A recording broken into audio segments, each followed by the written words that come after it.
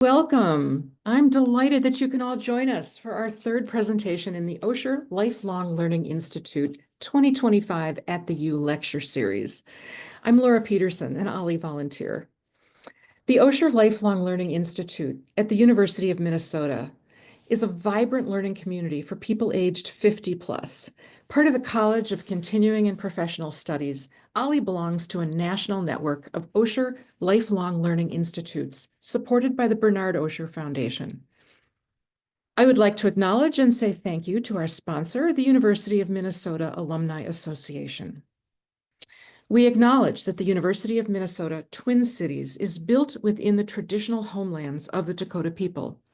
It is important to acknowledge the peoples on whose land we live, learn, and work as we seek to improve and strengthen our relations with our tribal nations. Today's lecture is Hearing Issues Across the Lifespan. Our presenter is Dr. Matthew Winn. Dr. Winn received his PhD in Hearing and Speech Sciences from the University of Maryland and his doctorate in Audiology. He's an associate professor in the Department of Speech Language Hearing Sciences at the University of Minnesota, where he studies speech communication and the factors that make it difficult for people with hearing loss, and listening effort in people with cochlear implants. The floor is yours, Dr. Winn. Thank you so much. I'm going to share my presentation.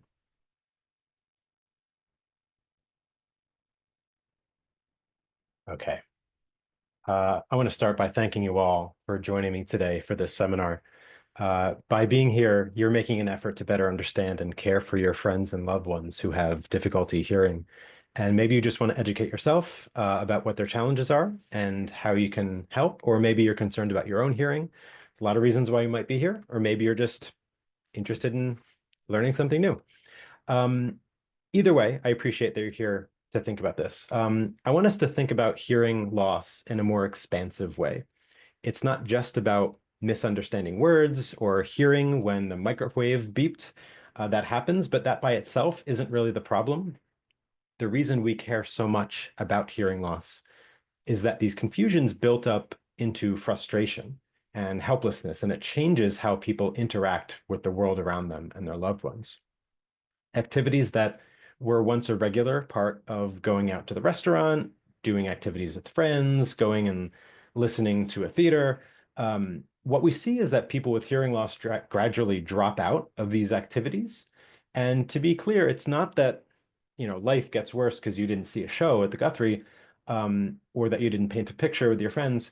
The problem is that the interactions with your friends and family and loved ones become less and less a part of your life if you start getting so frustrated with hearing that you want to disengage. And so that's how we think about hearing loss. It's not the actual hearing, it's what happens when hearing gets frustrating.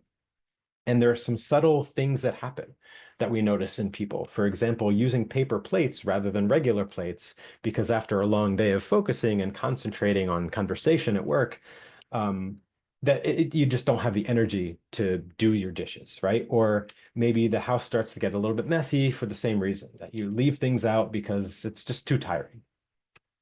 There are some larger consequences that are actually backed by research as well. People with hearing loss tend to need some more time after work just to recover and get their energy back. They take more sick leave from work and tend to be less employed and leave the workforce early. So we think that these things are related to the frustration of hearing. And the topic that's been getting the most attention in recent years is social isolation, the idea that hearing loss can be so frustrating that you'd rather just stay home. This is an extreme way of viewing it. And what I want to impress upon you is that this is a slow process. Bit by bit, what we notice is that people who have difficulty hearing start to withdraw a little bit. So what we want to do is raise awareness of that and make sure we can nip it in the bud, right? We make sure that we can prevent some of those consequences. Okay, so another big reason that we care about hearing loss is that it's the number one strongest modifiable risk factor relating to dementia. This is really why we care. Some things happen early in life, your education level. What we see on the screen here, the percentage is sort of a risk factor for or eventual dementia.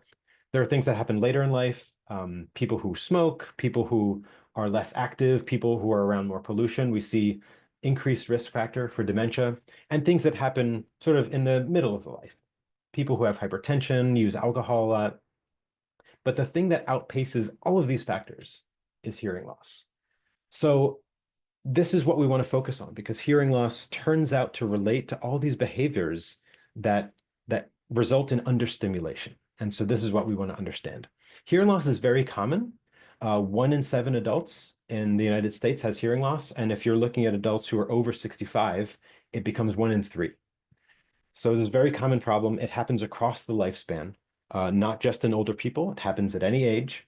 And the problem is that people tend to wait a long time before dealing with it. And there are a lot of reasons, a lot of what you might call delay tactics. The most common of which, some of you might have heard from some family members who have some trouble hearing, and they say, well, it's really that everyone else is mumbling. Or I don't want to spend the money on hearing aids. Maybe I don't want to be seen wearing hearing aids, and I don't want other people to think I'm old, or I don't want to think I'm old. And these are perspectives that a lot of people have. And if you're trying to care for someone, a friend or a parent, a spouse, who you know has some hearing loss, you want to understand where these feelings come from, right? It's true that hearing aids cost money. It's true that people maybe don't want to bother with hearing aids, and they think that it's a sign of aging, even though it's not, right? Hearing can happen at any age. And you want to be able to understand this. You don't want to dismiss these feelings, because then you're not really going to make any progress in helping someone. So when you think about something like money, like, yeah, we spend money on things that are important. Communicating with family is important. It could be a good investment if you find the right deal, right? So the last tactic, the last usual sort of piece of resistance that I want to focus on is not any of these, but when someone says, I do just fine, right? Saying, I feel like you're having trouble hearing me. Someone says, I do just fine. And this is what I really want us to think about with some more intensity here. And just to give you a little analogy, I'll tell a story about before I moved to the Twin Cities, I was living in Seattle and I didn't have a car. And, I'd take my grocery bag down to the store and I'd get things, and I'd get, frozen pizza. And eventually I decided, like, this became frustrating for me, because the pizza would not only fill up most of the space I had in the bag, but it was so big that it would kind of bump against my knuckles and kind of like just be a little bit irritating. And I found that eventually I just stopped putting it in the bag. And so if you asked me at the time, what's your favorite frozen pizza? I would say I don't really I don't really eat it. But the truth was, I was avoiding it. I didn't buy it because it was a hassle. And so if you ask someone about their hearing, say, oh, like, do you have trouble hearing? What situations are difficult? What situations are effortful for you? Someone would say, I don't really have a tough time. I do just fine. And that might be true, or it might be that they're avoiding it the way I avoided the pizza in my grocery bag, right? So we want to understand effort. We want to understand avoidance strategies and be aware of how it impacts people's lives. Okay. Okay, so let's move on from this. So this is the motivation, right? This is why it's a difficult thing to study, because people are in control of how they spend their time, right? So in the lab, we gather a lot of information. We try to communicate a lot of information. We work with people who are patients in audiology clinics. There are undergraduates who work in the lab, graduate students, people who are pursuing a PhD or a doctorate in audiology. We get funding and input from the NIH, right? The federal funding is absolutely essential for the kind of work that we want to do. We reach out to clinics. We reach out to media to let the public know about the nature of hearing loss, what can be done about it. We reach out to partners in industry who make devices and have actual some innovative strategies for how they deal with it. We meet other people, other scientists at academic meetings, and then, of course, what we're doing today, reaching out to you in the community. So there's a lot of activity. There's a lot of different constituents. What I'm doing today, chatting with you all, is my favorite part of the job, because I get to collect all this information, figure out what might be useful for you to hear, and try to inspire you a little bit along the way. So I'm going to talk to you today about how hearing works.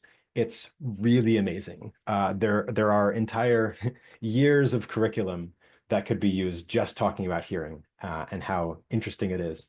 Hearing loss, and it might not be what you think. It's not merely turning the volume down. It's a complicated process of how someone might lose their hearing. Cochlear implants, which is our specialty in the lab, how we measure the effort of hearing by tracking changes in pupil dilation as you're listening to a talker. And then finally, wrapping up with how to explain to family and friends how hearing loss affects people's lives and how it affects their health, their ability to work, their ability to engage with the world. So let's start with how hearing works. I'm going to paint a picture for you. So imagine you're standing by the lake and you're just watching the water, ripple up onto the rocks by your feet. You know that, if boats go by, if swimmers go by, the ripples will come at you with more force, right? If someone swims by, you'll see it ripple up. If it's a big boat, it'll be a bigger ripple, right? So you understand how that works. But so if I told you, I want you to just look down at the rock, don't look out at the lake, just look down at the rock. And just based on the pattern of the ripples, tell me where the boats are in the lake. Tell me what direction they're going. Tell me how many swimmers there are in the lake and which direction they're going. Tell me if people are larger or smaller. Tell me how many people are in the boat. All these questions, and I ask you, just figure that out based on the little ripples in the water. I mean, that would be ridiculous, right? But this is, in fact, what your ear is doing every day, all day, tracking those ripples that happen thousands of times per second, using those ripples, calculating who the people are around you and what they're saying, and if they have the same accent as you, if they're singing off key, if they're getting closer or farther away, all of this just picking up on those ripples because they arrive not at the rocks but at your eardrum, right? And you can analyze that and figure out the soundscape of the world around you. So it looks like this. So I'm zooming in. Of course, it's not ripples in water, it's ripples in air. So if you zoom into those air particles, they're just moving around. And when I make a sound, I'm creating a pressure wave that travels through the air all the way to your ear. And if there are two sounds happening, then they might be different in pitch or in frequency. And this would be the difference. So the one on the right, you see, it's vibrating more quickly. That would be a higher pitched sound. So we can see that this is kind of a complicated thing your ears have to do. And so sound is just air particles that are in motion. What you can see from this is that the particles aren't moving up and down. They're sort of getting scrunched and spread apart. And we can track this. So if you just think about the air around you, if it's quiet, there's still just an amount of air pressure. And it can go up. It can be up when the air is squeezed together, and it drops to lower pressure when the air is pulled apart. And if we just alternate this back and forth, high, low, and just connect those dots, right? We connect those dots in a smooth way. This is what we end up with when we say we have this sine wave, right? When you see like a sound wave that looks like this, it's not anything moving up and down. It's just a graph of how the air particles are getting closer or farther together, or farther apart. So we have to handle this and interpret from it what's going on around us. And so if there's a sound in the room, there's usually a lot of sounds in the room, just like a lot of people and boats in the lake, all making ripples. And the pattern they produce can be quite complicated, right? So this arrival at the eardrum, uh, uh, what it does, it'll pass through the cochlea, and the cochlea will split it out into its individual frequencies. So this is what your ear can do is take that complicated set of ripples, figure out all the different things that are going on. And it does this very fast. So if you're watching TV, you'll see the screen, the screen will change frames about 30 times per second in general. Audio, on the other hand, has to be sampled over 44,000 times per second. That's how fast we need to encode sound. That's how fast your auditory system can work. So what you see on the screen would be half of 1,000th of 1 second. So there's a lot going on, and it's fast. So it's a complicated ability. And when you lose this ability, there are different features that get lost along the way. So if we just think about loudness of sound, that's sort of what normally comes to mind when we think about hearing loss. the temptation is to think, well, loud sounds become a little bit less loud and the medium sounds get a little softer until things get really soft. And this would be kind of like just turning the volume down. But as it turns out, that's not how most hearing loss works.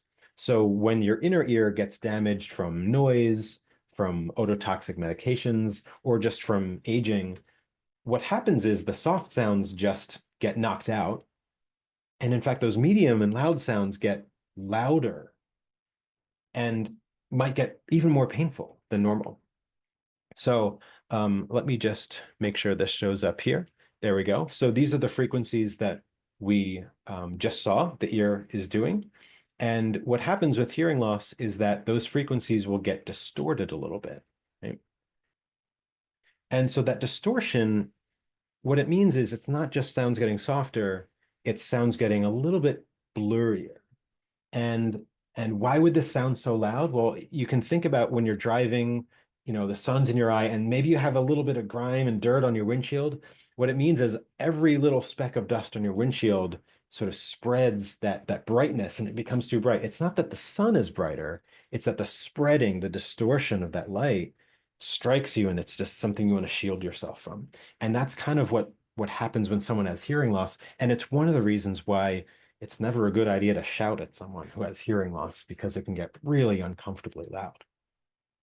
So these are some of the key features of hearing loss that are not always intuitive: the startling loudness and the lack of clarity, the sounds that are sort of blending together.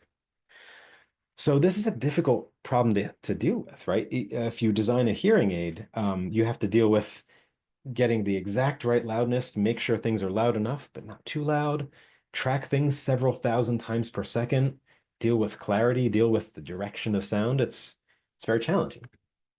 Thankfully, though, those problems we warned about earlier, about the risk for dementia and depression, social isolation, these risks get softened among people who use hearing aids. Okay. So when a person uses hearing aids, uh, it's not that they're completely in the clear, but we see some of these risks go down a little bit. So we have, um, what we have is a good motivation to think about early intervention, right? When you have difficulty, don't wait those 8 or 10 years. Just make sure you protect the ability you have to keep your brain stimulated, keep yourself active. In cases where someone has hearing loss that is so severe that even a hearing aid can't provide enough energy to actually make you aware of sound, that's a situation where a person might be eligible to receive a cochlear implant, which bypasses the ear and actually stimulates the nerve directly. So the research that I'll share today actually involves people who use cochlear implants. This is a specialty in the lab, and it's something that's really satisfying to work with and try to help people with cochlear implants because they've undergone a tremendous transformation in their hearing ability, sometimes from hearing basically nothing to getting something, right? So hearing a cochlear implant doesn't restore hearing, doesn't cure hearing loss, but it gives you a sense of sound. And I'll explain to you how that works. There's a sound in the world and it's, gets received by a microphone. The microphone does some analysis of that sound and splits it out into the different frequencies that are happening at the same time. And what it does is moment to moment tracks how each of those frequencies are getting louder, getting softer, and converts that into a code. That code tells electrical pulses to get larger and smaller, and those electrical pulses are sent via this little communicator that's on the side of the head. It's roughly as large as a quarter or so, into a device. It's on the inside of the head, and that end of the device, that tiny little spiral, is implanted into the cochlea, which is this spiral sort of snail shell shaped organ, smaller than a dime, right? So we're very small, and this spiral array is inserted into that snail shell, and those electrical pulses stimulate the nerve that would normally receive sound from the outside world. So there's a lot of technology, there's a lot of innovation in this. Um, and so this is a way of giving someone a sense of hearing, even when hearing aids are really not doing the job that we would expect. Okay.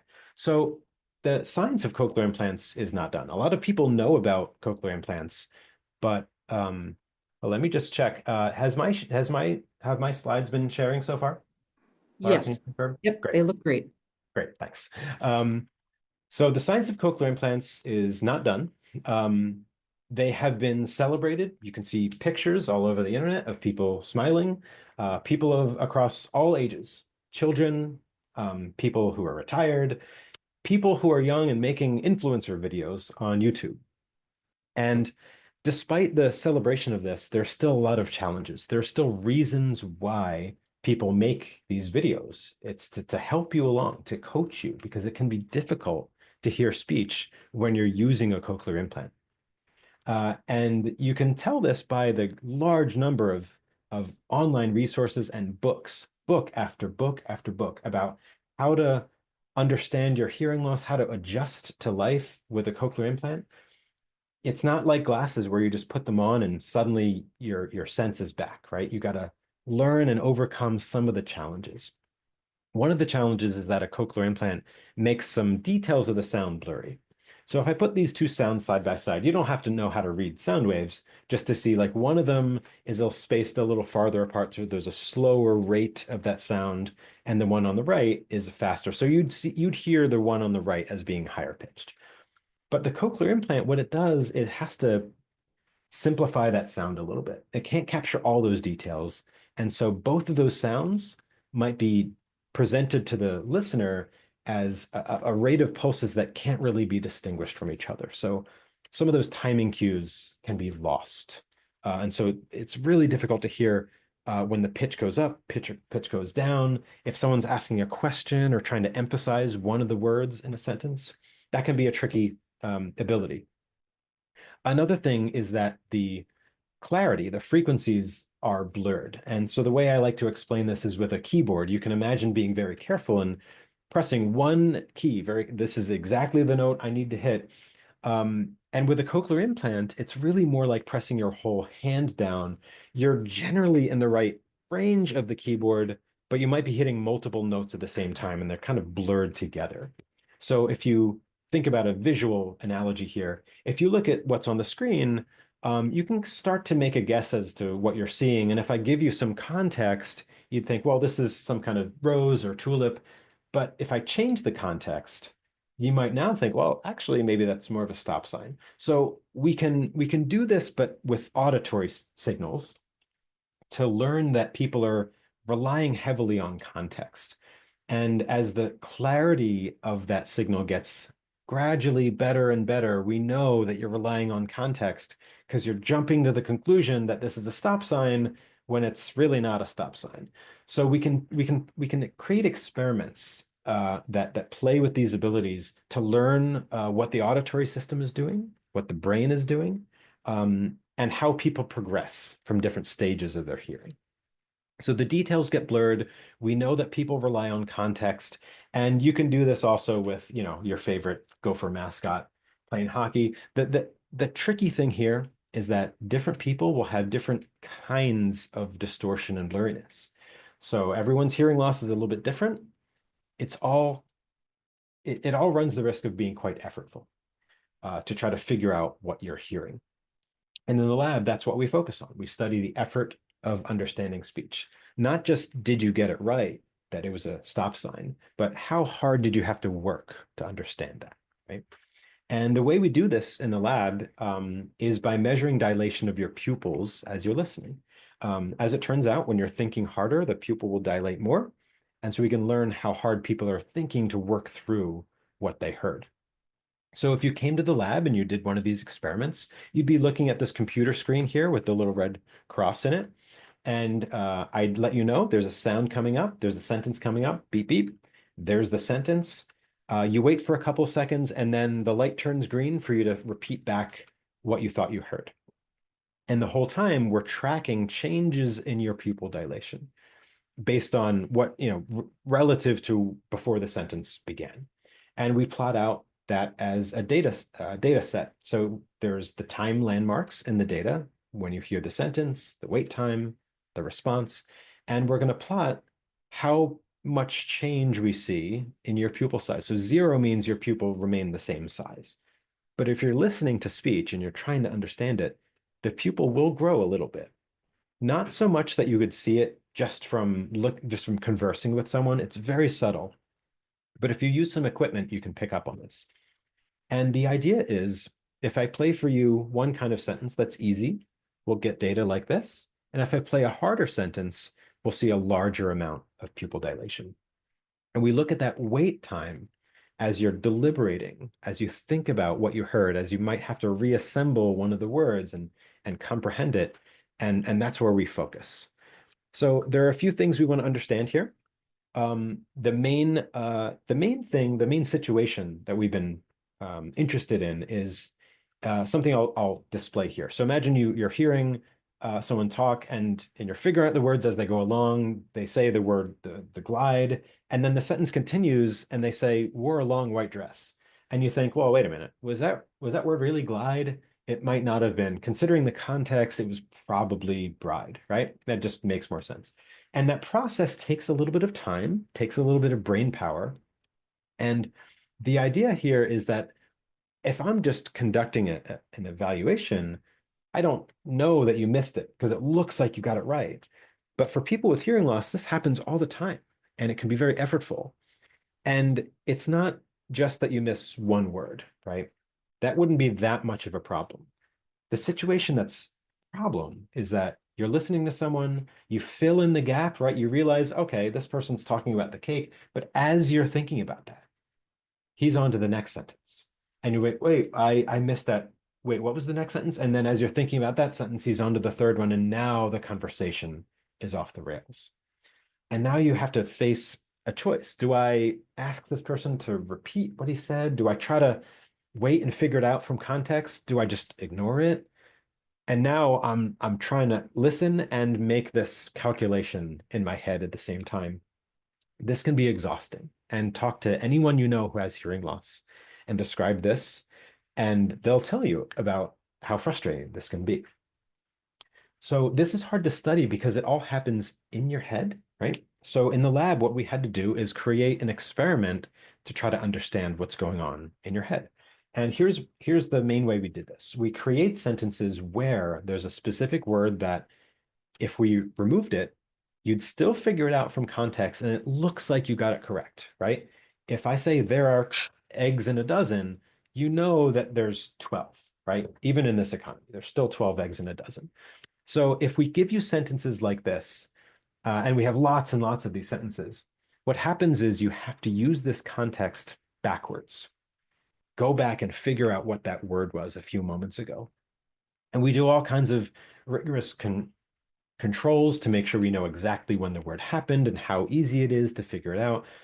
And as you're doing this, we do that measurement of your pupil size as you're figuring it out and figure out how much more effort you have to spend to recover that word. So even if you get it right, it's not enough to get it right. We're interested in how hard you had to work, okay? So the idea is if you're repairing that word, you'll exert some more effort and then you might miss the next sentence, right? That's what we'll think of as that chocolate cake problem. And here's what the data show us. So here are data from adults who use cochlear implants, and that sentence is in that first little strip of the white part of the graph here. That's where the sentence is. The gray bars when you're waiting two seconds, and then the part on the right is when you give the response. So the idea is if you had to fill in that word in your head, you should be exerting more effort, and that is in fact what we see when we measure changes in pupil size, even when you get the answer correct. So what we've learned from this is that mentally repairing that word is effortful, even if you get it right, ultimately. We've learned that there are some things that help in this process. You need some time for that word repair and recovery, but if someone's speaking more slowly, then you get better able to take advantage of the context and figure out what's going on in the sentence. If someone is looking at you, right? If you can't really see their mouth, maybe they're wearing a face mask or they're looking away from you, it takes a little bit more time to piece that sentence together. But if you see their mouth, it becomes more clear, then you have better access to those contextual cues that can help you fill in that gap more quickly. So we know some things that are difficult. We've learned some things that make it more easy, okay? And now we're interested in that original problem. If you're working to repair that word, do you miss the thing that comes right after it? And so what we do is we test with numbers that come right after the sentence, right? So you'd hear, there are 12 eggs in a dozen, 218. And you have to, and I'm going to track how often you get one of those numbers wrong. Because if you did, it means you were still thinking about that previous sentence, okay? So our people who have cochlear implants, what we see is that even when the sentence is fully intact, they're going to make some mistakes. But when they have to do this mental repair, when they have to fill in that gap in the sentence, they're making more mistakes on the words that come right after the sentence. So it's that effort that carries forward. And so if you think about that conversational situation, that'll cause you to miss maybe the next sentence and beyond. Okay. For people who have typical hearing, they still make some mistakes, but they're not really affected by that repair process. It happens very fast. Okay. So we're learning some things about what goes on in your head as you're listening, both from measuring changes in pupil dilation and measuring your performance on different tasks. Okay. So a single mistake might derail a conversation, and we know that this is effortful. So we're learning about this. So when you see CI on the screen, that's cochlear implant. But we expect this to generalize across a wide range of people who have hearing loss. You don't need to use a cochlear implant for this to be true. Repairing words in your head is effortful for you and for me. It happens a lot for people who have hearing loss. And when it happens, it means they might not be ready to hear the next sentence, right? So that's something we want to think about. Suppose you're talking with someone who has hearing loss, and this is happening in your head. The question I have for you now is, can you notice when they have to do this process, right? It's in their head, but can you tell? So we did an experiment on this where we had some examiners. Now, just to remind you, the original sounds were either fully there or they forced you to have this repair process. So we can keep track of what the person really needed to do. We know that because we ran the experiment. And so they listened, they gave the response, and now I'm recording their response and now playing it for you. So you don't know what they originally heard. All you know is how they responded. Okay. Um, and so you can decide, did they hear the full sentence or do I think that they did this process? Sometimes I compare this to if you're looking at an athlete after the game, they're doing a post-game interview. Can you tell just from their facial expression whether they won the game or not, right? This is sort of like doing that for the voice, right? Can you tell by someone's voice whether they had an easy time or a more effortful time listening? So we ran this experiment. We collected data from a wide range of people, almost 200 people, including people who said, I live with someone who has hearing loss, or I'm really good at detecting confusion in someone's voice. We also collected data from people who are audiologists, who do this for a living, who do this test where they have to diagnose hearing. No one was able to do this. So the effort that a person experiences, a lot of times it's easy for them to mask that. They don't often want you to know that it's effortful, and maybe they can trick you into thinking that it was easy. So repairing words, it happens a lot in someone's head. It's effortful, and it might be hard for you to tell that that's what they did. So I want to shift gears into something that's a little bit more new, something that's been really exciting for us in the lab. I mentioned how people in this experiment were looking at the screen. It's kind of a blank, boring screen.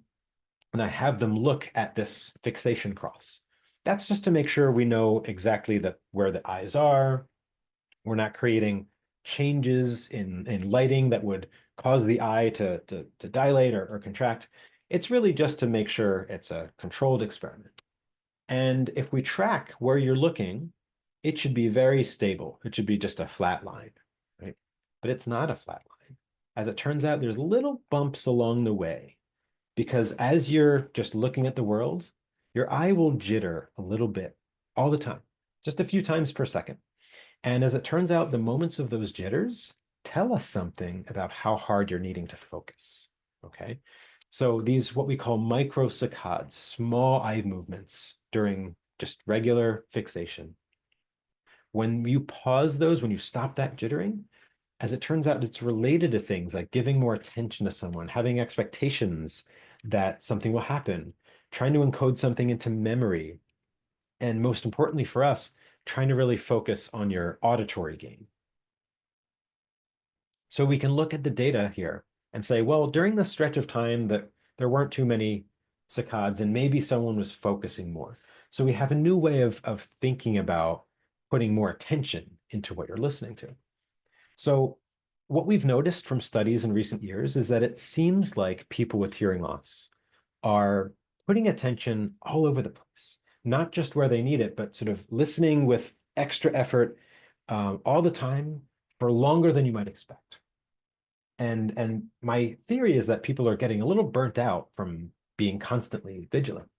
And here's my analogy for this. Imagine you're thinking back to the streetlights back from your childhood, back when they looked like this, and then there was some innovation where we decided to aim the lights at the street.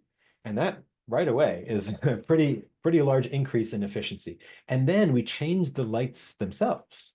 Instead of incandescent lights, we use LED lights, which only illuminate in the range of human vision, right? As opposed to creating all kinds of other energy that we can't even see, wasting all that energy, they're using it efficiently. And that's how I've begun to think about hearing. Can you aim your effort only where you need it, only at the words you need, or are you spreading your effort everywhere in a way that might be wasteful? So we set up an experiment to test if this is really what's going on. Because after all, this is just a theory until we test it, right? So we had to design an opportunity for you to reduce effort or to aim effort. So the way we did this is by presenting people with two sentences, but in a way that's very carefully set up. So I either give you the same sentence twice in a row, in which case the second time you hear it, you should be pretty bored and not give it the same amount of attention. Or I give you a sentence worth a piece missing and you can't figure it out from context.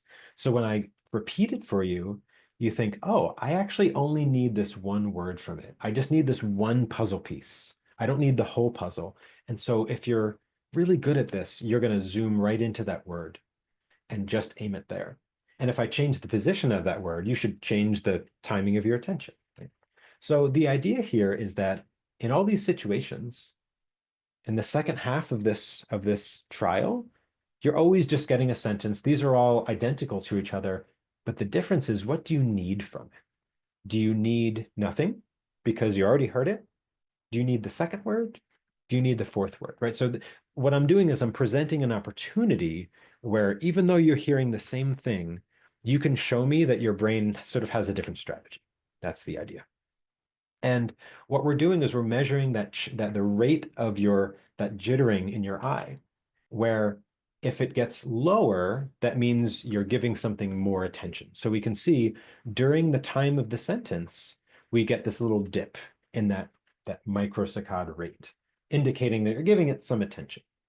But here's where it gets very interesting. If I get rid of that second word, I expect your attention to really zoom in where that word was missing and where it was recovered, okay? Just again, we're expecting microsaccades suppression right there, and that is exactly what we see. So it's as if a person with typical hearing can zoom right in to that information they need and be very efficient about it. If I change the position of where that word will be, we expect the data to zoom into those time points, and that is exactly what we see. So for people who have typical hearing, we're seeing selective and precise moments of aiming their attention.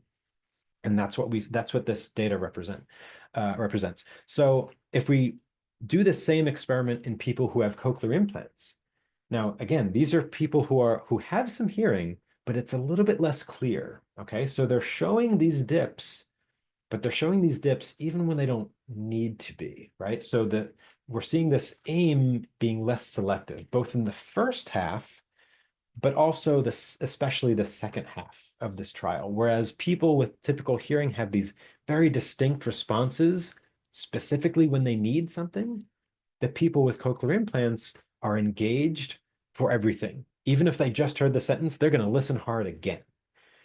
Maybe because they want to be extra cautious. Maybe I missed something. Let me just be sure. And the analogy I have for this is sort of like when you have a student who's studying for a test and they have the textbook out and they're just highlighting every word on every page because it's all important. And when everything is important, you can get exhausted because nothing's really standing out, right? You can't really aim your studying efforts, and this can just get frustrating. So people with cochlear implants can aim their effort where it's needed to repair missing words, but they also seem to exert effort where it's less needed, words that can be ignored.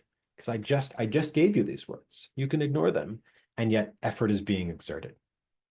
So we're expanding how we're trying to understand effort and hearing loss. Perhaps the trouble is not just that people exert more effort, but that they're exerting constant effort, right? Like the student who's highlighting everything. So I hope by now you're getting the sense that, living with hearing loss can be an exhausting experience because you might be on high alert. You might be worried that you might miss something. And that frustration means, you know what, maybe I just stay home from this thing. Maybe I don't even bother to listen. And then I pull myself back. And that's the behavior that can lead to some downstream problems, right? So we're trying to study this at the moment of frustration, at the moment of effort, with the idea that we want to eventually understand that whole process. So I hope that you've learned some things today. One, hearing loss is about more than just hearing, right? It's about connecting with the people around you. It's about getting mental stimulation. It's not really loudness that's the problem. It's really the sound clarity that's the problem. We can measure the effort of listening by tracking changes in pupil dilation and microsaccades, that's the jittering of the eyes. And people with hearing loss are often repairing words, assembling things in their head. And this is an effortful process that can interfere with continuous listening. So there are some things that you can do if you have someone in your life who has hearing loss. There are a lot of things, but just to go on the things related to today's talk, get someone's attention before speaking, because if they miss the first word or two, then they're having to figure it out in reverse, just the way that I showed you here. Someone might need an extra moment after a sentence to fill in some missing pieces. So after you say something important, pause for a moment, let them gather it, let them come down. Okay, yeah, I got it. Because if they're still figuring it out and you're on to the next sentence, that can get really frustrating, right? And maybe they missed something that was important. Think about effortful situations. Think about avoidance patterns. Think about whether someone in your life is pulling back, if they're getting disengaged. Think about if you are getting disengaged and whether it's because you're having some difficulty hearing. There are some questions that are more indirect. If you ask someone, are you having trouble hearing? They might say no. But if you ask them a different set of questions, are there situations that you once enjoyed that you're kind of avoiding now? Are there things that you're not willing to participate in? Or does it take you a lot of energy to socialize? Now, everyone's different in this in any way, even without hearing loss. But think about how it changes over time. Think about if it's more tiring anymore to go out and listen to friends talk. What strategies do you use to understand speech when it's not clear? Do you tend to just nod along and hope that it's just fine? Do you just sort of smile and laugh? Do you just withdraw? Some people have a strategy of just talking a lot so that they don't have to listen. So people have different ways of handling hearing loss. But if you ask someone, what do other people not understand about how you hear? That's when you can get some really good insight. So we can get some really good insight about whether someone feels frustrated sometimes. Like, I wish you understood that when you do this thing, it's frustrating. And then you can start to think about ways to address that. So those are some questions I hope you think about. This work that I presented today has been the result of a lot of research done by people in my lab and other labs. We've had generous support from the National Institutes of Health, which funds my lab and other people in the department. It is absolutely critical to understand and help manage the effects of hearing loss and to understand the risks that are out there. My email address is up on the screen. I look forward to hearing questions that people have. And if you don't have a question now, but you think of one, part of my job is being a resource for you in the community. And I invite you to email me and share your thoughts.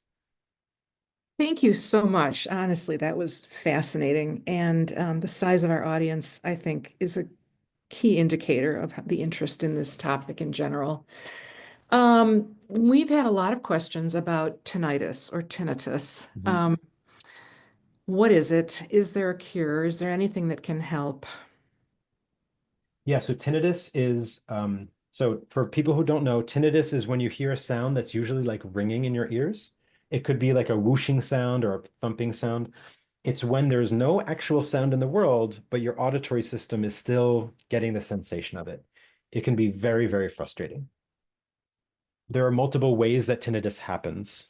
One common way is that you have a lot of noise exposure and you have some hearing loss, and the tinnitus that was always there suddenly doesn't have sound from the outside world to mask it out.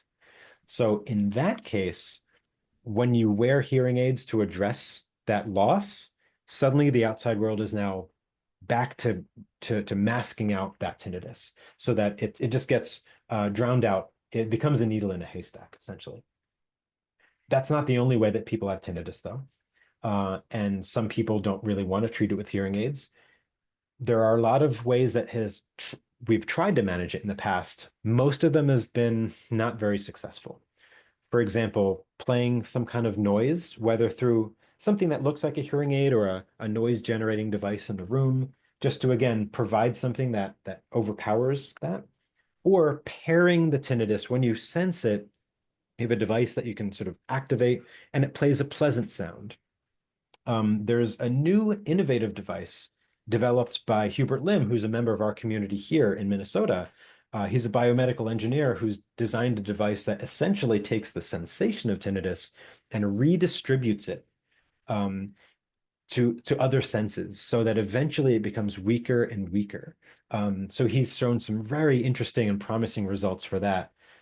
So for people interested in that, I encourage you to check out Hubert Lim and his amazing innovative research. Fantastic. Thank you. I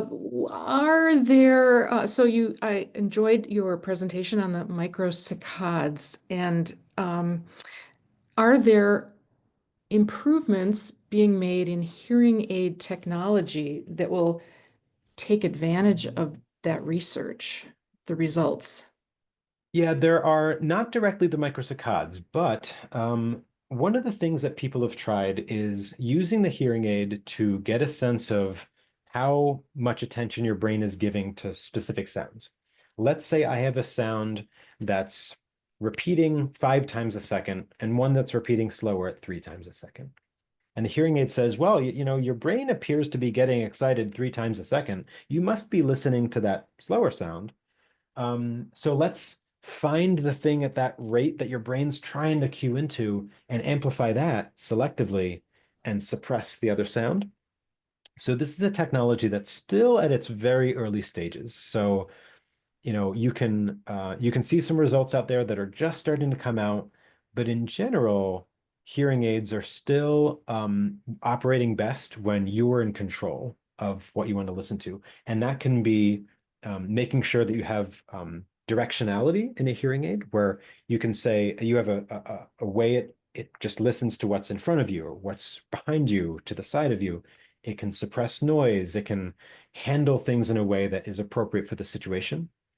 We're not quite at the level of it being of the hearing aid inferring your effort just from your eyes or your brain just yet.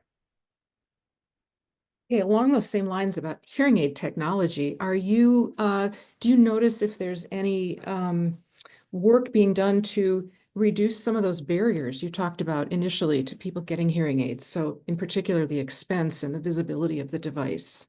Yeah, so the biggest thing from the past few years is that there are some hearing aids that are now distributed over the counter without going to an audiologist. So I have kind of mixed feelings about this because on the one hand, there are so many people who could benefit from hearing aids who don't have them.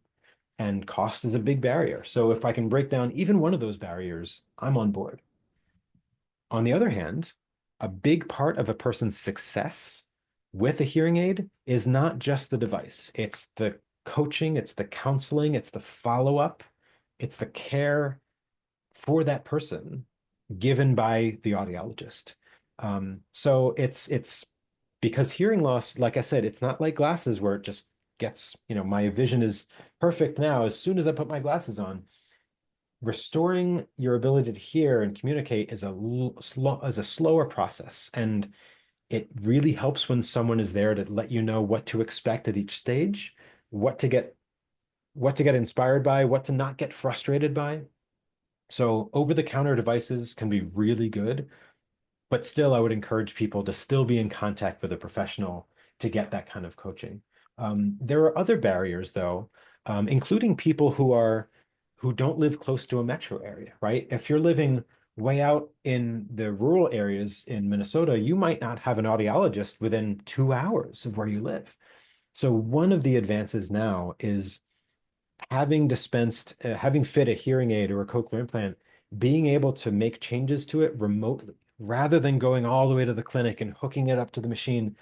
We can remotely, like dial into that device, make some changes so that you don't have to face that barrier saying, well, I can't drive in 2 hours into the city. So that's actually becoming much more common.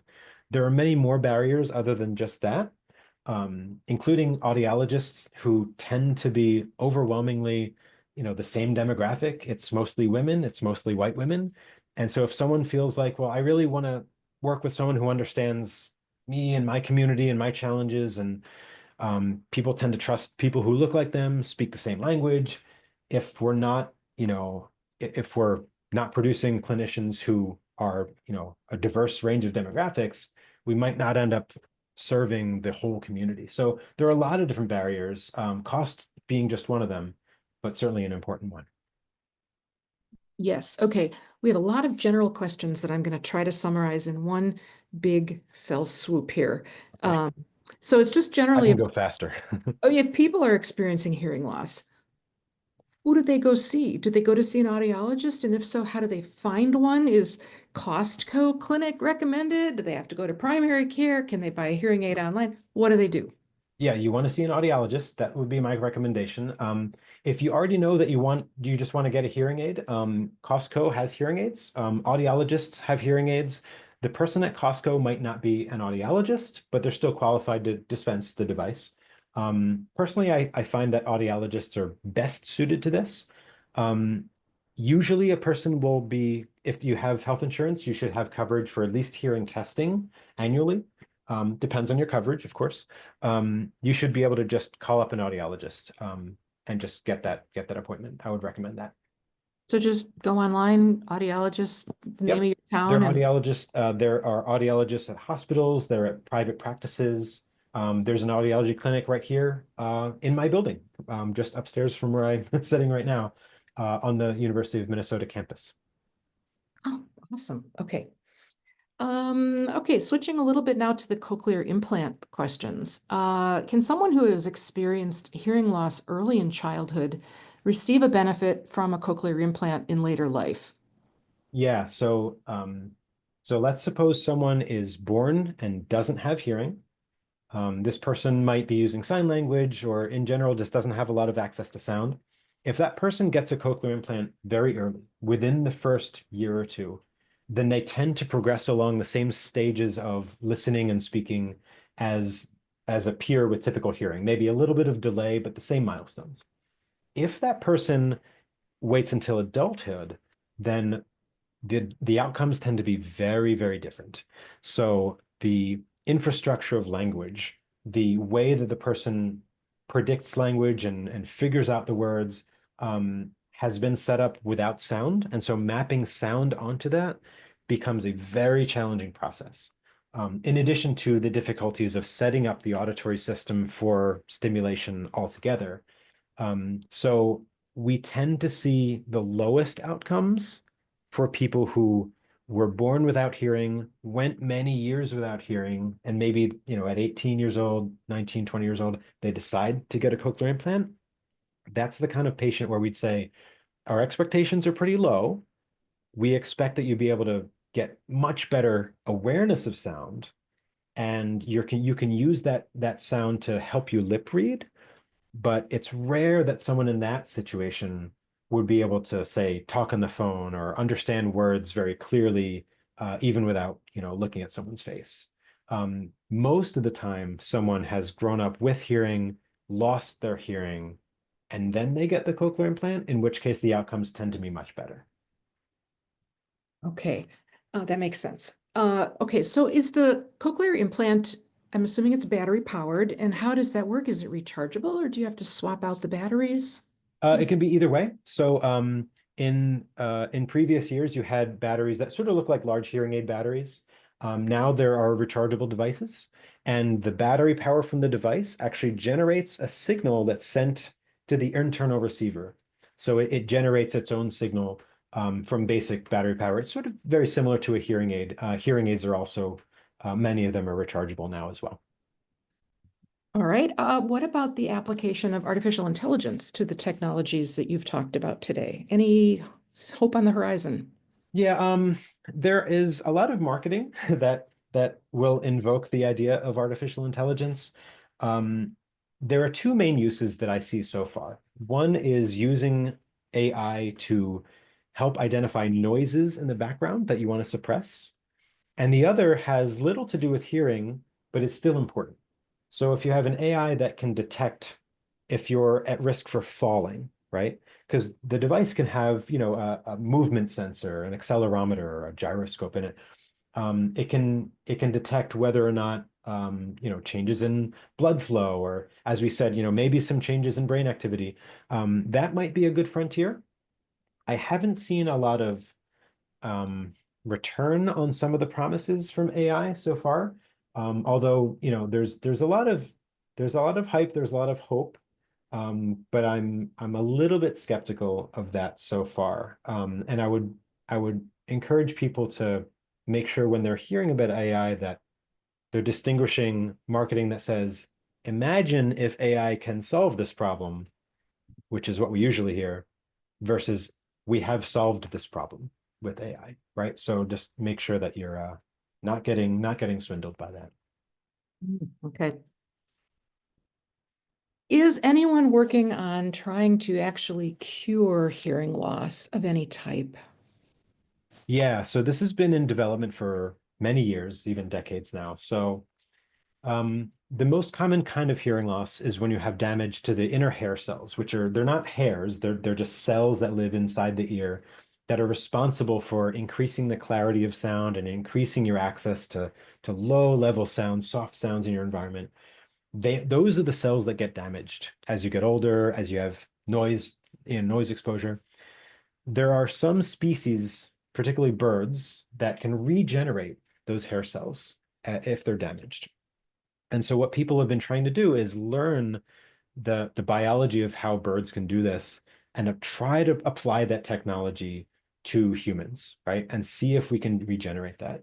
The progress has been limited so far because it's an extremely complicated process. It's such a small organ, it's so delicate, that it's a really challenging problem.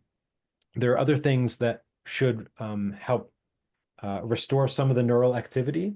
But our main approach has been trying to restore audibility and apply stimulation. We're not quite there yet at a cure that can restore the sort of natural, very crystal clear level of hearing that someone would typically have.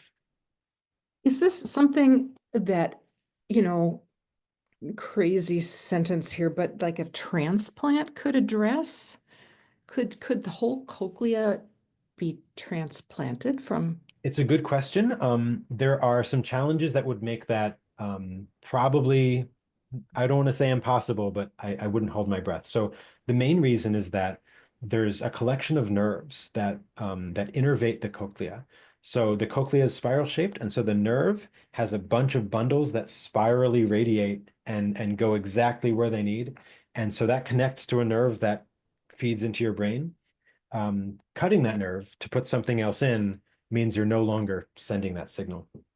So that's not really an approach that has been attempted, as far as I can tell. But instead, what we do is essentially take what the cochlea would normally do and recreate that process electronically. So I don't think that we're at a level where we could totally transplant, but I've been wrong before. So we have some really innovative surgeons and biomedical engineers.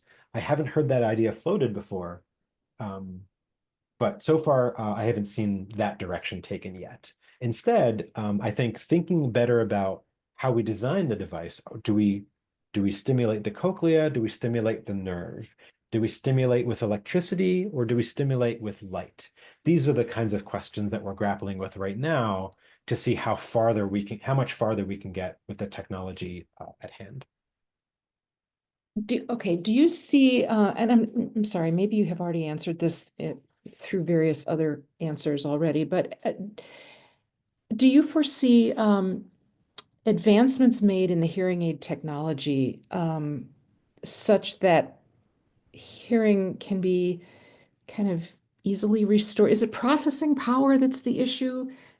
What is the actual barrier to improving the technology? Yeah, there are a few barriers. I think that the main thing for hearing aids, just to start with a simpler case, is that you can imagine that, let's say you have a copy machine and you put a really nice crystal clear picture on it and it comes out blurry when you try to copy it. And like, well, okay, I'm going to make the picture more crisp and it still comes out blurry. It's because like the actual sensing device it has some smudge on it, right? And the smudge is on the inside and I can't access it. So with the most common type of hearing loss, there's that smudging. So even if I make the sound as clear as I can going in, it's still going to get smudged on the way out, right? So that's one of the things. Now, with cochlear implants, there are ways that we've tried to address this because that problem is even more exaggerated for cochlear implants. One of the ways is by changing the nature of how the stimulation is delivered. You can try to sharpen that focus of that current that's generated at the nerve, or you can bypass the cochlea, go to the auditory nerve. And there's some, not to get too into the weeds, but maybe it's fun.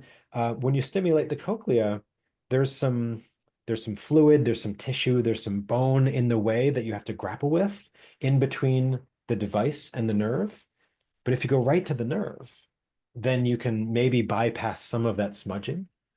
So that's one of the ways.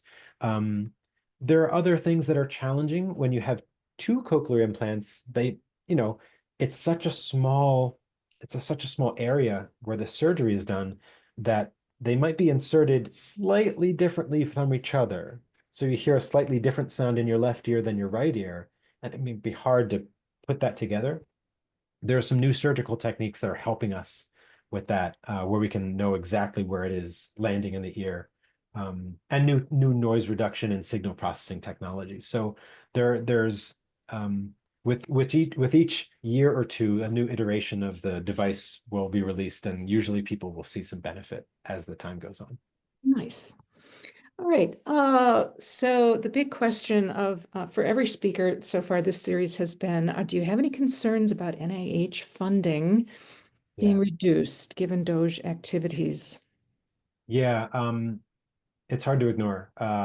Yeah. The activities of Doge really pose an existential threat. And I know that's a word that's used so much that you can get numb to it, but it means that so let me make an analogy.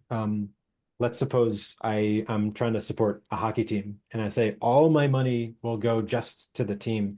Well, the team needs an arena. They need sticks, they need ice, they need a Zamboni, they need a coach, they need lights in the building, they need concessions to feed the people that come to the games, right? They need a person to collect the tickets, person to scan the tickets, right? They need a person to clean up the seats.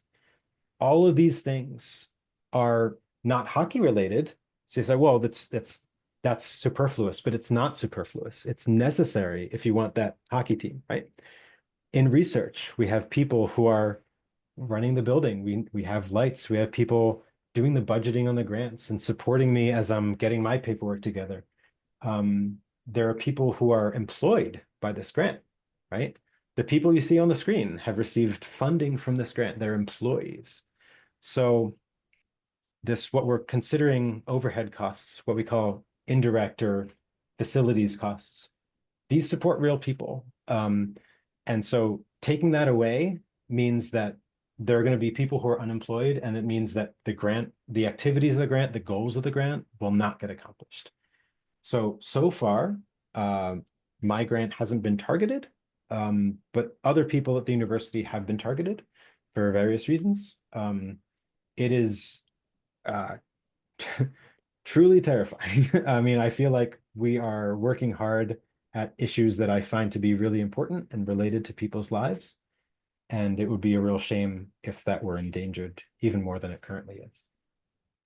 Yes, it's a great analogy. I think I may use that for other people when I'm explaining that problem. Yeah. And the That analogy, does. just to be clear, it's because people say, well, we just want to cut down on those overheads. It's 54% or so. Let's cut it down to 15%. It looks like efficiency, but what it means is it's rendering the entire system inoperable. Yeah. Yeah, it does appear that the cuts are very broad and they're not sort of taken with a scalpel of any sort. So Yeah. yes. All right. What about oral cast technology? I'm not familiar with the term AURALCAST. The question is it still moving forward and rolling out to devices and audio and TV equipment? Are you familiar with Um, that? yeah, I just recently learned about this. I don't know a whole lot about it, so I can't say too much. I think the idea is that just the way you can sort of Bluetooth into things, Oralcast, I think, is designed just to increase accessibility. So the problem that this is trying to address is that so if you go to a theater, movie theater, Guthrie, whatever it is, or a church, any kind of environment that has a system to aid accessibility for hearing, it might be a telecoil loop or a captioning system.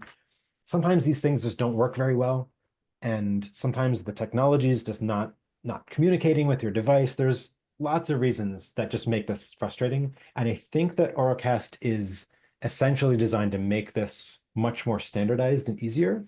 Hmm. There are probably some other goals that I'm just not aware of yet, so I can't say too much. But this is not quite engaged yet. But a person who was visiting my class 2 weeks ago from a cochlear implant company says that like it's coming down the road, and they expect it to be in our lives, helping our lives pretty soon. Interesting. Thank you. All right. If you have tinnitus,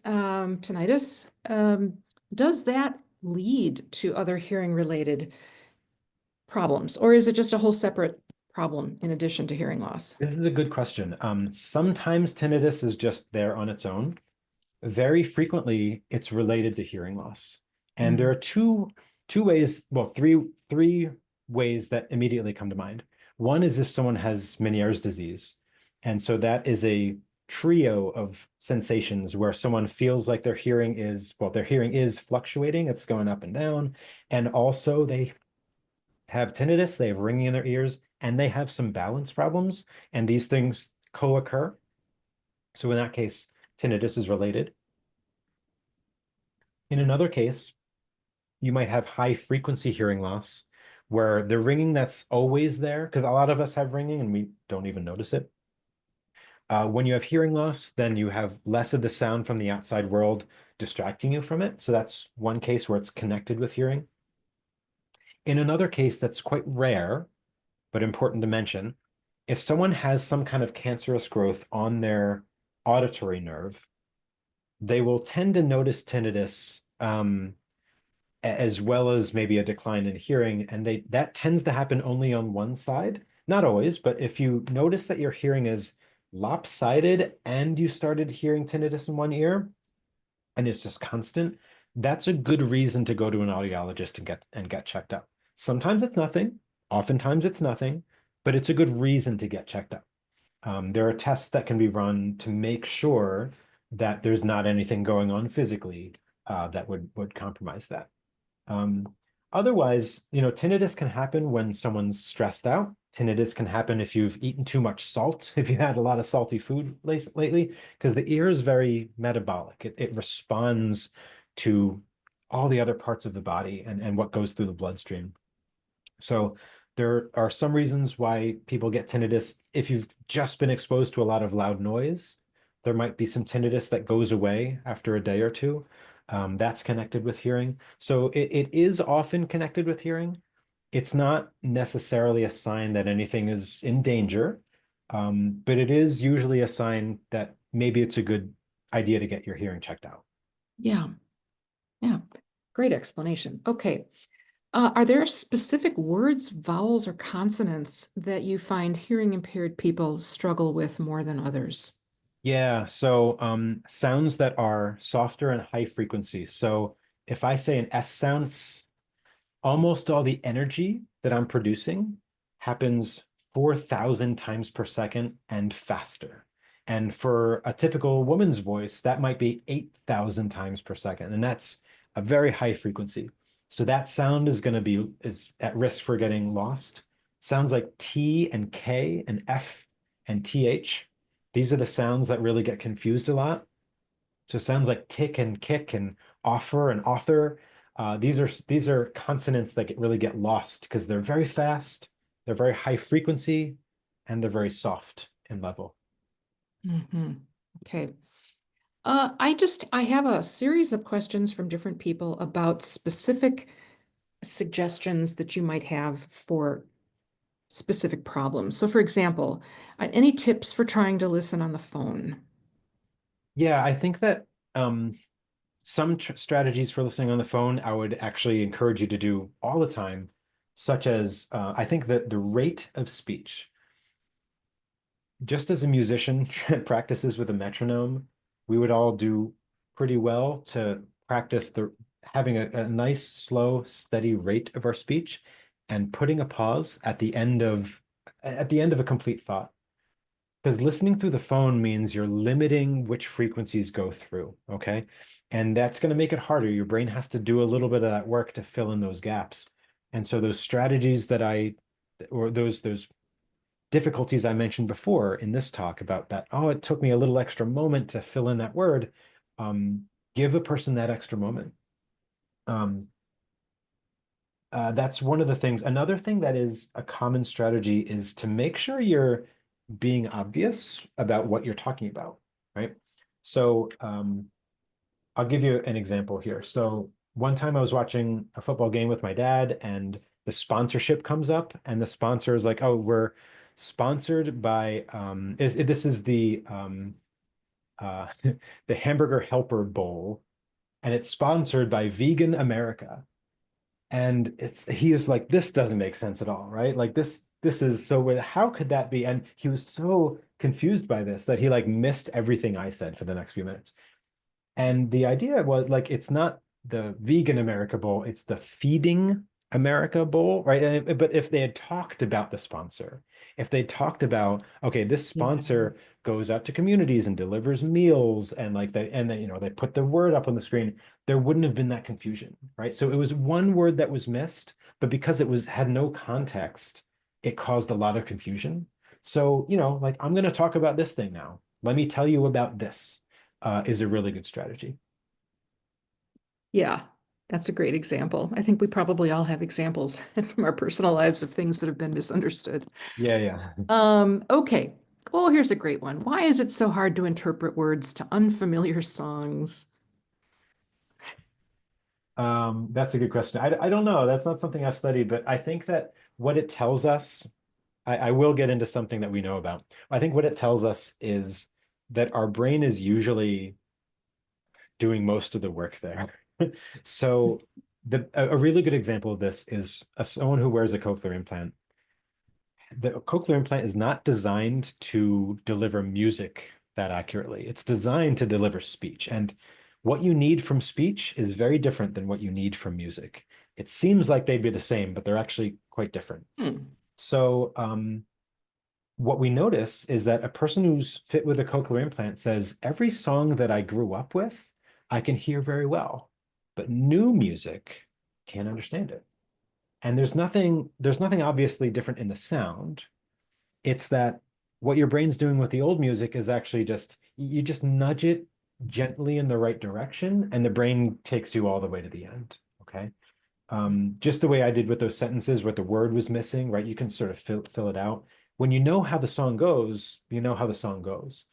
For something that's unfamiliar, there's nothing to go on. And if you look at the articulation of words in songs, it's not conventional, right? You have to actually interpret a lot of what's going on. So that's Yeah. probably a little bit. There's entire science branches of science about music that I'm not actually part of. So I don't want to say too much more that because I would only be guessing, but that's what comes to mind so far.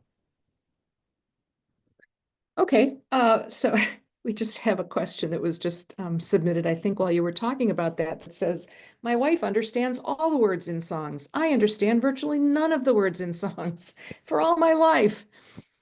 Is this an auditory processing disorder? Oh, I don't know. I mean, there are ways that we can test auditory processing, but I wouldn't be worried just from that observation of not understanding songs. That by itself isn't maybe something to worry about. Um, Maybe your wife is just really good at getting into the mind of a songwriter and thinking like, this is probably what she's singing about, right? Yeah, yeah, Um, yeah, it's not something I would necessarily worry about, but to be more serious for a moment, there's a growing recognition of the problem of someone who has a typical ability to hear sounds, which is to say they can hear sounds when they're just as soft as you can detect, but they have difficulty when two sounds are mixed together. They can't separate them out, and they have more difficulty than you'd expect. And so this is getting more and more recognition. So it's possible that this person who asked the question is among that crowd who, when they're in a crowded room, right, they can hear everything. They know people are talking, but everything's blending together. yeah, This is something that happens quite often for someone who's had a lot of noise exposure. Now, the analogy I'll make here, let's go back to the keyboard analogy. Let's suppose I snuck into your music room and just like took the keys and just like randomly relocated them. There's a little bit of that going on when someone has noise exposure, which is the keys can still be played, but they're getting rerouted. Okay. And now what should sound like this vowel now sounds like that vowel, or the two sounds that should be clearly separable are now blending together. That happens a lot with noise exposure. Even more so than other kinds of hearing loss. So if this person, went to a lot of loud events and concerts and things like that, that might be what's going on. yeah. Okay, are there any exercises that can help you better use a hearing aid if you need one? And is this something audiologists can help you with? Yeah, this is something that audiologists definitely are good at helping you with. When a person gets fit with a hearing aid for the first time, they are coming out of a period of life where a lot of sounds have not been there, especially high-pitched sounds. And now that they're being reintroduced to their ears, it can be very distracting. It can be really unnerving. Okay. And the best way of getting around that is by getting used to it, by training your brain that this is just part of the environment. One of the common things people observe is that a person who's worn a new hearing aid for the first time, like in the first week, they feel like they have to repair their refrigerator, repair their car, because suddenly they're hearing all these new noises. Oh no, I'm hearing this sound. Actually, that the fridge was doing that the whole time, right? Yeah. But you never noticed it because it was so constant that your brain learned how to tune it out. Your brain can only tune things out that have been happening for a while. Anything that's novel, your brain will say, hey, pay attention to that. So your audiologist walks you through those milestones and helps you, make that progress, starts you out in sort of a softer, more gentle program of amplification, and then gradually works that up as you get used to it, right? And helps you work through that process. For helping to hear more successfully, apart from the distraction of the noises, having someone who's there for you and is part of that process, it can be super important. Someone who can help you practice talking on the phone, who's patient enough that they're not trying to have serious conversation. They're just chatting with you. They're giving you that time for you to practice. A lot of times people also listen with audiobooks. This is very common for people with cochlear implants, where it's even more challenging. They'll listen to the audiobook and they can follow along so they can map that sound to the word and then eventually start to pull back. Let's see how far I can go before I have to look back at the page, right? And then I can continue practicing. So these are some of the things. There's also some resources online, especially from the cochlear implant companies. You don't have to wear a cochlear implant to use these resources. There's like listening practice, identifying words and sounds. Um, Now more than ever, these things are available for free online. Oh, good to know. Okay, someone says they often have difficulty processing other people's speech when they speed talk, when they end their sentences on a rising intonation, and they use words inappropriately, such as like. Oh boy, don't even get me started on that one. But okay, so for the first two things, at least, speed talking and ending a sentence on a rising intonation, are there any suggestions other than maybe asking the person to speak slower and Yeah, I think that these are two separate things. So yeah, I think it's always a good idea to have someone speak more slowly. The problem is a person will often say, "Oh yeah, I'll do that." They'll slow down and after a minute they'll kind of speed back up. So I think having ways that you can gently slow someone down is probably that's the thing that really helps more than most is like if you're trying to be understood, to speak at a more slow pace is the best. For people who speak with, sort of a different manner of speech, a different dialect than you, this can be distracting sometimes. It's not really an auditory thing. So more often than not, people start to wonder, like they start to just, their mind goes somewhere else and they start thinking about the person as opposed to thinking about what the person is saying. This can go in bad directions sometimes, right? So we can start to make assumptions about the person talking to us based on how they talk. Usually that's not a fair thing to assume. But if that's what distracts you, it's probably best to try to pay attention to the content of the message rather than the style, because everyone has a different style. yeah, Yeah. good point. Where can people find the best online resources for more information about hearing loss, hearing aids, etc.? Oh, there are a lot of places. I think that to understand hearing loss, I would go to the NIDCD, which is, oh, you can see that up on the screen here. So this is among the many institutes of the National Institutes of Health. The National Institute on Deafness and Communication Disorders has a lot of very clear and accessible information about hearing loss, about hearing and hearing loss. Um, for Audiology, um, I'm reluctant to sort of direct you to any one place, but I guess I'm not reluctant to direct you to the University of Minnesota.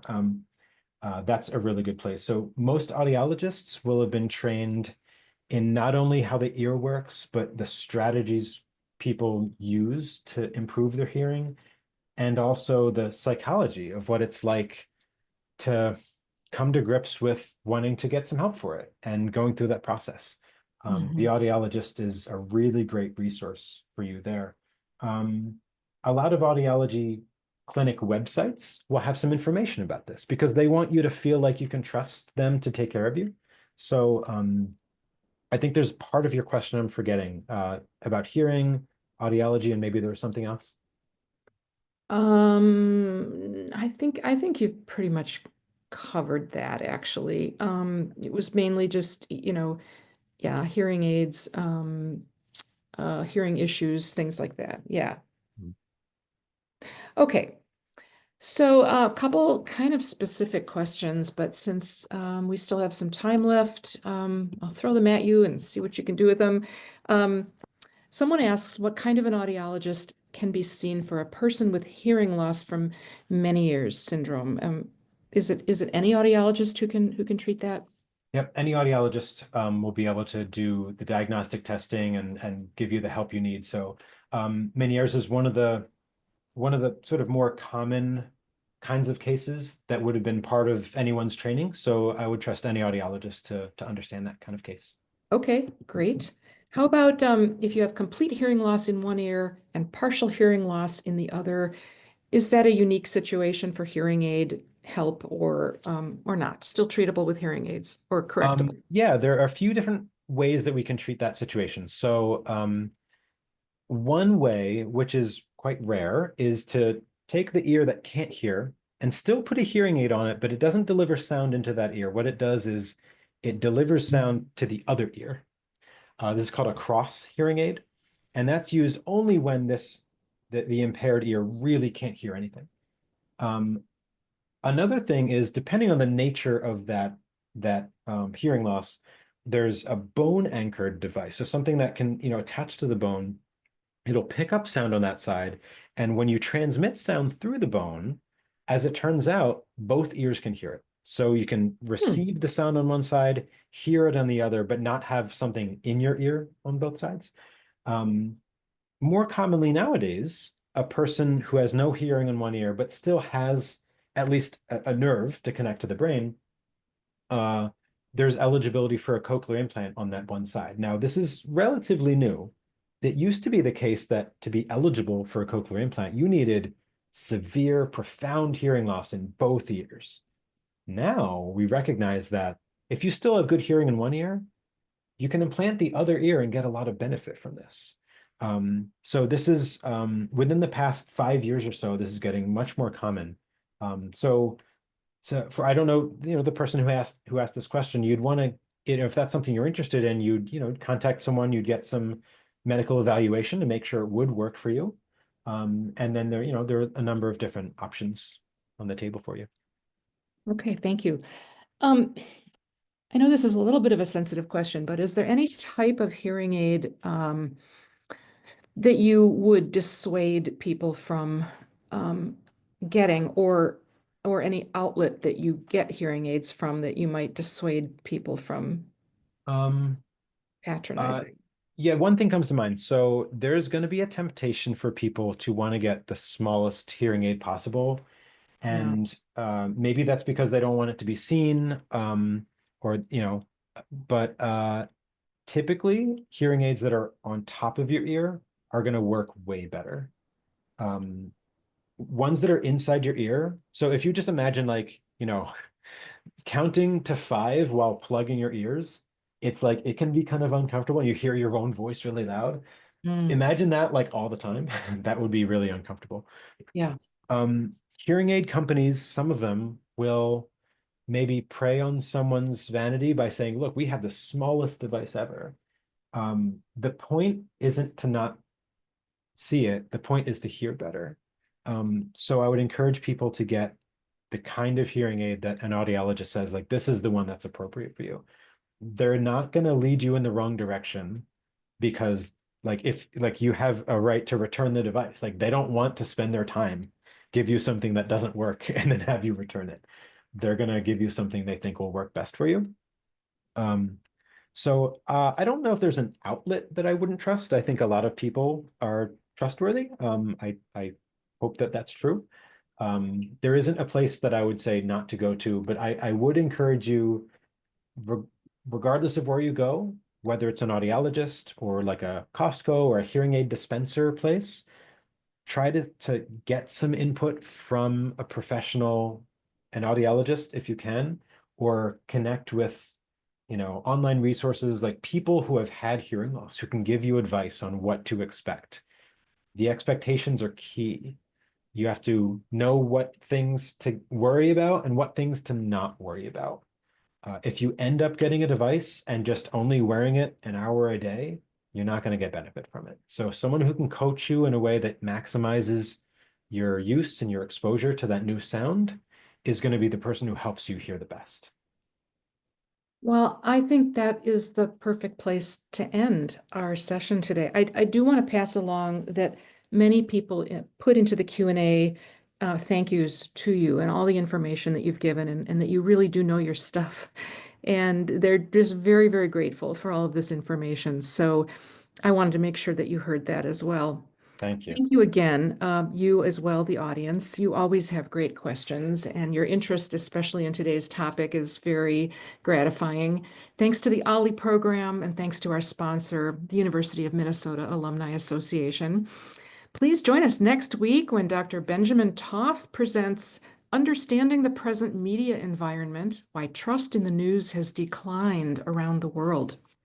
That'll be another good one. Thank you again, everyone, for attending, and we'll see you next week. Bye.